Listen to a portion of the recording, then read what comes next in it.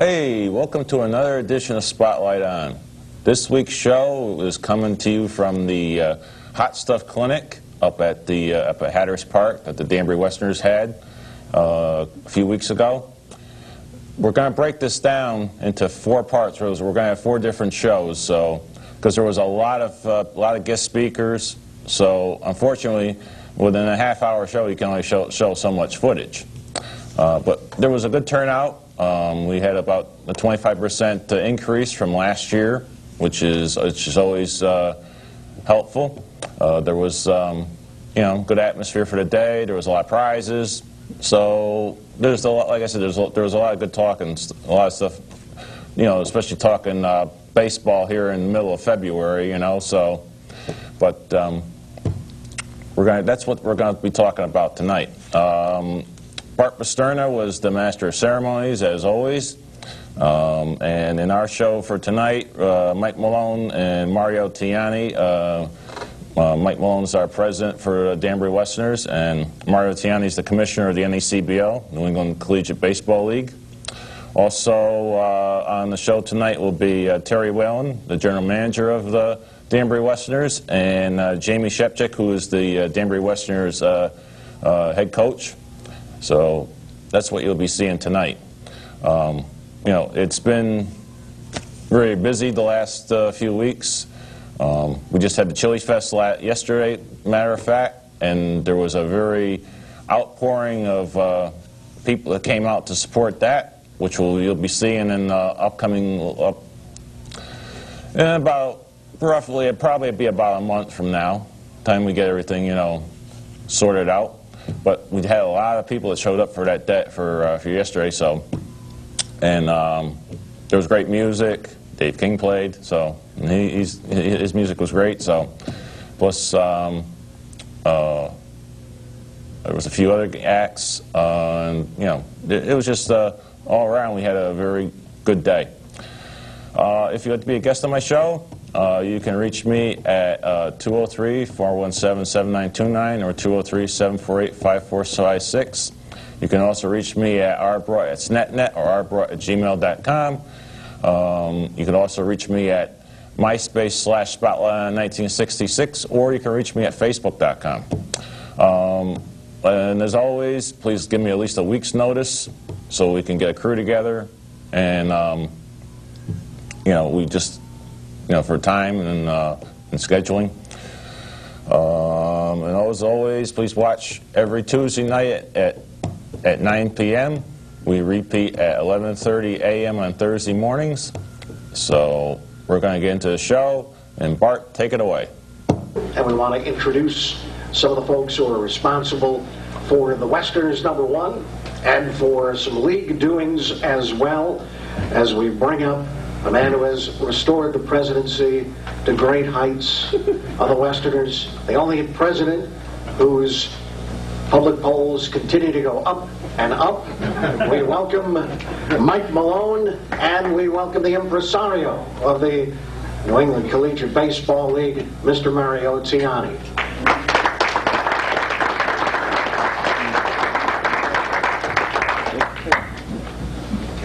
Thank you. My name is Mike Malone, and I am running for governor. I just wanted to let you know that. And delighted that you all had come. And I just wanted to say a couple things. First of all, thank you. And second of all, we think we have a great program today, a very educational program, particularly about learning about baseball, but also about maybe how it's seeding to the next level. And if you're looking for that, we think it's a good lesson for parents, and we think it's a good lesson for athletes to put things in perspective. And you'll hear a little bit more about it later on. But I also wanted to thank the sponsors for this program, and the sponsors from the early years, actually from our inception in 1995. WLAD has been always there, and they've been the #1 media sponsor, along with the News Times, for us since its inception. So, and particularly, I want to thank Bart Pasterna, basically for his presence and for his steadfast presence with the radio station. Thank you, Bart. Obviously, the News Times has been there as well. We want to thank them. I want to thank Orthopedic Specialties Specialists of Connecticut, is that right? Thank you for your sponsorship. HV Sports, Frozen Ropes, All-Star Batting, Baseball, the magazine. You'll see a lot of those at your place setting. You'll see some nice articles on Ron Mentis and Sean Fesh. The Danbury Whalers have been real support, and we're doing a lot of cooperative marketing together. Edge Performance and Training. Bagel Man supplied us with the bagels and coffee this morning. Classic Car Wash. Spotlight Arm. RLM Athletics, and that's Ron Mentis. And if you need someone to talk, give an emotional and very good sportsmanship, character-building speech, Mr. Mentis is the man to talk to. The Brookfield Key Club, we have several members from the Brookfield Key Club here helping out, selling raffle tickets. And girls, you can do that throughout the morning. And also we have some nice raffle prizes, which I think you might see on your place settings.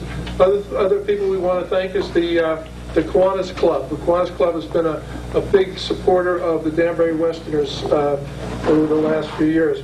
But primarily right now I'd like to introduce Mario Tiani and just say some things about him. He obviously was one of the founders, along with Joe Constantino, got the Westerners off the ground. He ran the program for 10 years as general manager, and he was in the playoffs every year. He is now the commissioner of our league and does a very thorough and efficient job. And we're proud of the fact that Mario is also now presiding over the league. Also want to mention some dignitaries. Our deputy commissioner, Yves Mannion, is in the back, hanging out with Westy. I also wanted to say a few things about Bill Poulin and Bob Alicia, who are more or less the Babe Ruth leagues in the area. Mr. Poulin is going to be recognized next month, by the way, if you'd like to buy some tickets to a recognition in his honor. See Tom Spooner or Paul Schaefer in the back. I also wanted to acknowledge some other people. If I miss you, I apologize, but Jack Deering, one of our biggest and longest fans. From there, I also wanted to make a commercial about our host families. This is a great time to look at a great experience on host families. You'll see it in a little clip, but if you'd like to be a host family, we'd love to have you, and you'll get more than you give, believe me. At this point, as the bat turns, I would like Mr. Tiani to say a few words. Thank you. Thank you, Mike. Thank you, Westerners, for having me here again. I've been doing a lot of traveling since the beginning of the year, and this is the type of traveling that I love. I started out in Dallas at the beginning of the year last weekend, in Vermont, so when I could come around the corner and get here in 10 minutes, I love those type of trips. Mike mentioned that I do have a history with the Westerners. Yeah, we did make the playoffs a lot, but there's no rings there, none at all. So hopefully in the future, Terry and your group, you'll be able to bring the rings home to Danbury and get it done. Let me just tell you a little bit about the NECBL. Most of you know about the NECBL, or else you would not be here. We had a great year in 2009, and yes, the Westerners came very close. But from a New England Collegiate Baseball League standpoint, over 850,000 people either attended a game in the park last year, listened to a game, or watched a game on the internet. So that's a lot of people, folks, and we're pretty proud of that. We had an all-star game last year in Holyoke that drew over 5,000 people. Pretty proud of that also. There had to be, I didn't really count, but there was up to 50 scouts at the game. We do something very special at the All-Star game that MLB loves, and we have a skilled competition prior to the traditional home run derby and the game itself. And it gives the scouts, and more are coming because of this reason, the opportunity to see not only the All-Star players that were selected, but the players in the league that have the skills that they want to see. We do a 60-yarder. We do things of showing arm strength both from the infield and the outfield catching position. So it's caught on pretty well with Major League Baseball, and we're pretty happy, and we're going to continue that. The other thing is that the league itself, we are starting to really make our mark with professional players. Last year's Rookie of the Year, Andrew Bailey is an alumni of the NECBL. The number one draft, by the way, we had 103 players selected in the June draft from the NECBL. And the number one selectee was Stephen Strasburg, who is alumni of the NECBL and only the NECBL. He played for Team USA in the NECBL, was actually signed up for his second year in the NECBL when Team USA stole him. So he's an individual that we're going to be talking to in the future, since he just signed for $15 million, and hopefully he's going to remember his roots. But it was a great year for the NECBL. 2010 is going to be an even better year. We have a lot of exciting things going on this year. Our All-Star game will be in Newport. Great place to come and visit. Just save up for the hotel rooms if you're planning on coming down. And we're looking forward to the start of the season and getting this thing going again. And I'm looking forward to seeing a lot of you in Danbury. I get to a lot of Danbury games during the week because it's close. And on the weekends, I'm doing a lot of travel. But I'm looking forward to being to a lot of Westerner games this year.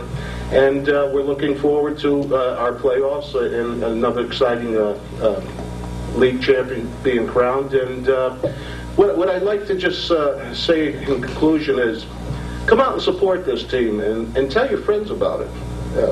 Once they come down, they're going to come back. It's great family entertainment. It's cheap. You get to interact with the players. These are great kids that come into our league and play. And you're going to enjoy it. And the Danbury Westerners deserve the support of this community. And hopefully, Michael, you're doing a great job. I love you on board.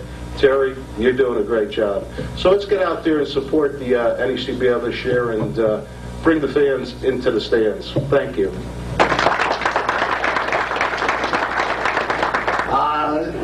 Before we go to our next speakers, just another quick shameless plug for the T-shirts. The one thing, as Mario mentioned, no rings, but the Westerners always have the best swag of any team in the entire NECBL. The shirts are here. Buy the shirts. They're great. Tomorrow's Valentine's Day.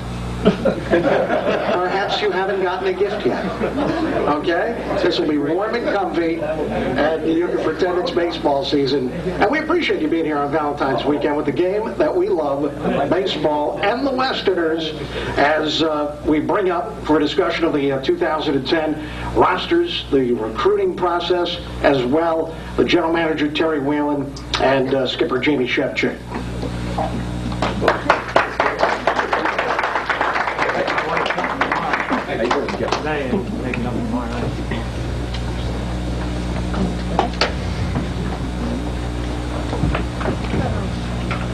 How you doing, Coach? Yeah, good. I got a whole book here, so we're in good shape. Thanks, everybody, for coming out this morning. We appreciate it. And I wanted to say, before we get started, a big thank you to Mike Malone, who's basically the Superman of the Danbury Westerners. I don't know how he does it, but you got a taste of the sponsors here today and some of the contributions that have been made. And this whole event, along with two other events that will be held before May, are really being driven by Michael. So I just wanted to recognize his hard work and effort before we get started.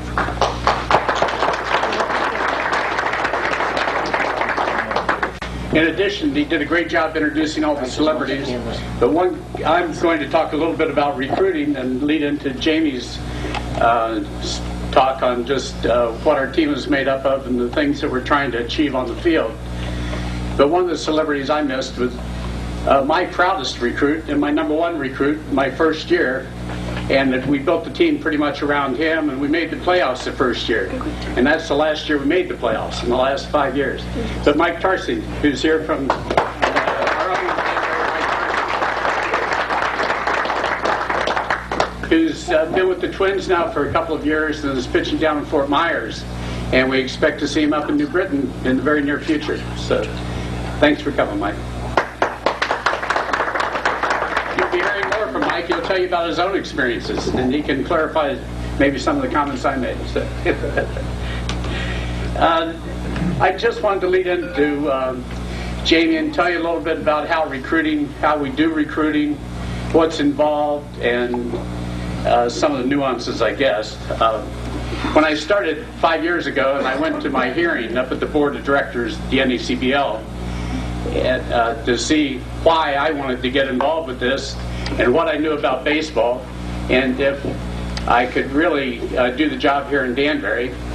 It was a new awakening. I'd coached probably for the last 45 years at different levels of baseball, football, and basketball. And putting a team together was not hard. Kids came out and you put them together and they played their best positions. You got the most out of them and you made sure they had fun. So I started with that concept. And one of the questions that was asked as we were leaving up there by a member of the board of directors was, how many college coaches do you know? And I thought it was kind of a strange question, but I counted and it took less than one hand. I said, well, I know about Jim Penders, and I know about John Susi, and that's about all I know. So they said, well, you're going to need a lot of help.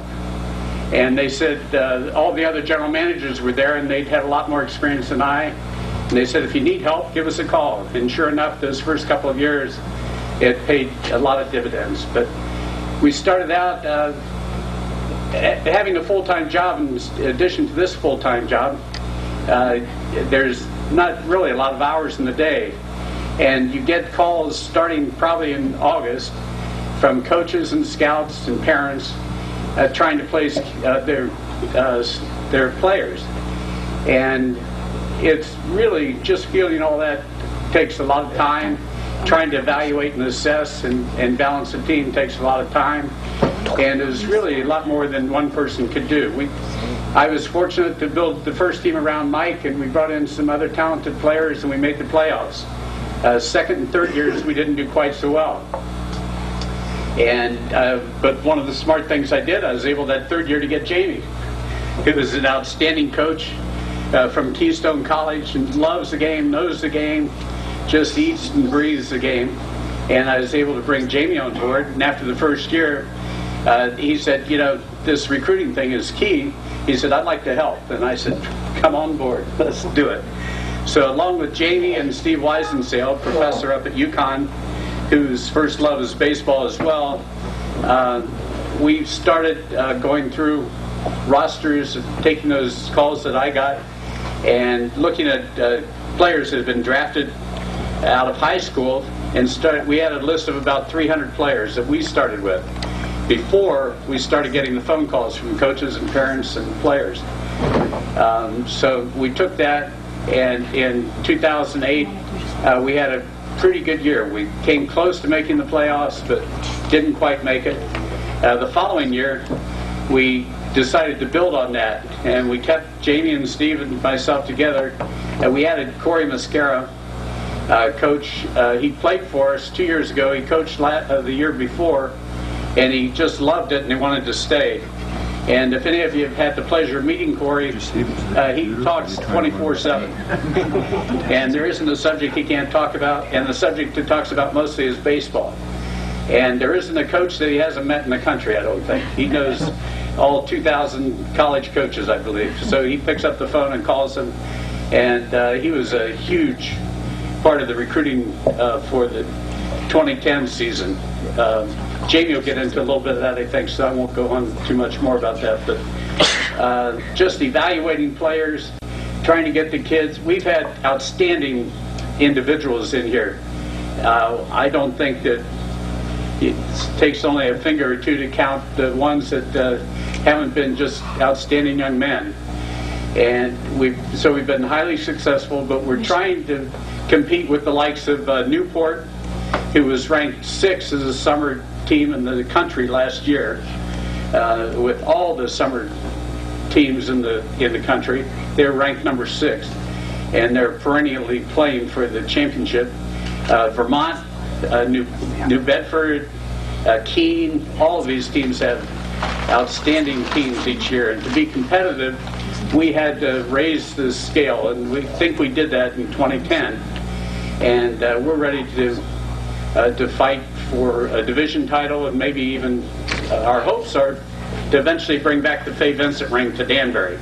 Mario mentioned he had no rings, but maybe we can get one for Danbury. So that's our objective. So I'd like to introduce Coach Shevchak, Jamie Shevchak from Keystone College in Scranton, Pennsylvania. Like I said, this will be Jamie's 3rd year. He's an outstanding baseball person. He's been in the league that they play in for 10 years, I believe, and he's been the Coach of the Year 8 years. So, and he's taken his team to the World Series, and I think he's looking for a ring yet, but probably Doug have to talk about that. And with no further ado, Jamie.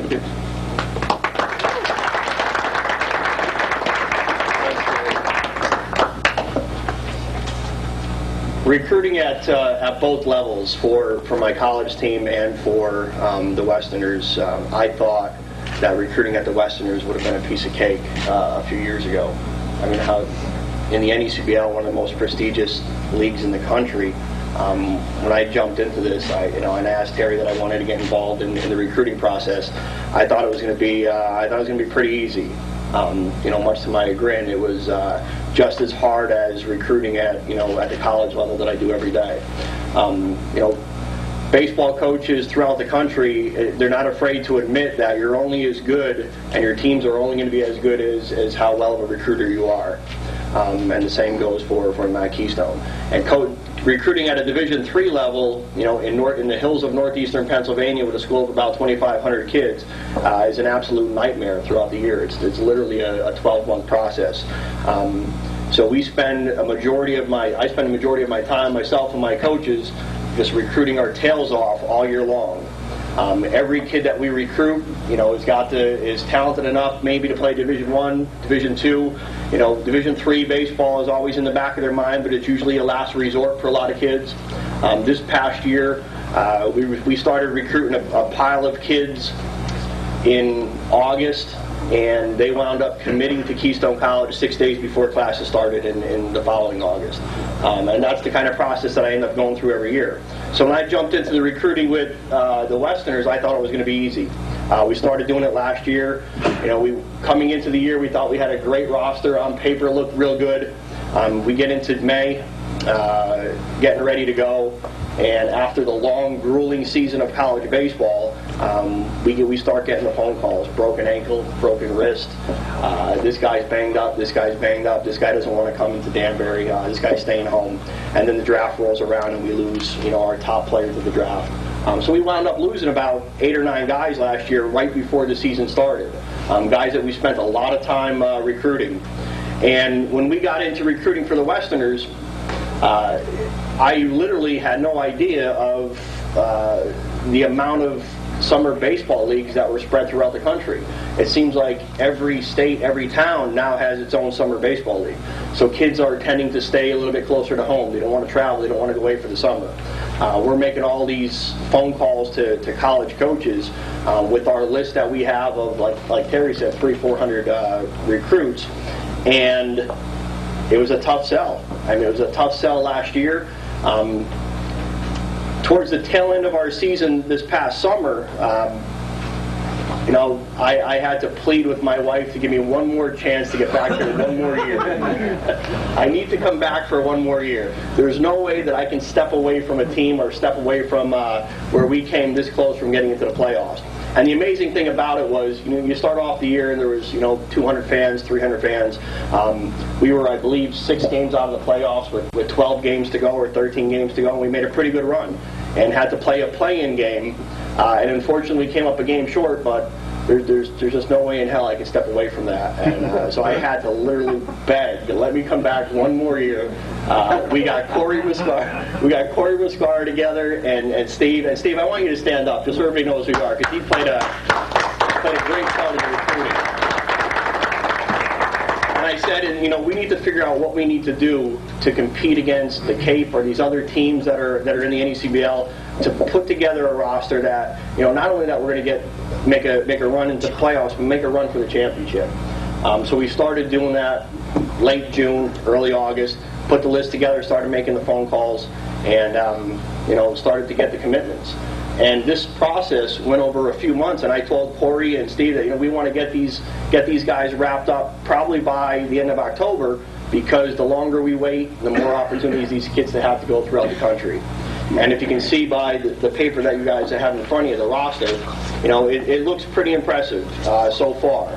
And I've said this a few times, the challenge is to get, once we get into May, to make sure that these kids are healthy and they're here, that we actually get them in Danbury. But the recruiting end of it is a grind.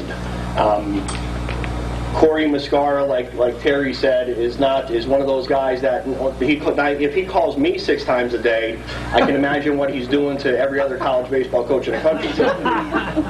But he's coaching at Southern New Hampshire right now, so he's a little busy. I haven't heard from him in at least a few hours. But he's did a great job with Steve and Corey. They literally, they worked their tails off to put together a list and make those phone calls and make those emails. For us to get the commitments, and the roster, like I said, is pretty impressive. We've got guys from all over the country. Our primary focus early on was to recruit a great pitching staff and kind of build off it from there. Most of our position players are going to be, utility guys that can play a few different positions. We're always going to lose some guys here and there. We've got a good mix of starting pitchers in there, relievers, guys that can do both. So we focused on guys that we thought are going to have a lot of playing time throughout the year, young kids that we feel that aren't going to get drafted because they can't, and we built a team around that. But like Terry said, though, it's tough. It was a grind. It goes all year long. I'm happy that we have the roster set right now, where we can just sit back and hopefully just wait for May. Is there any questions about the recruiting end?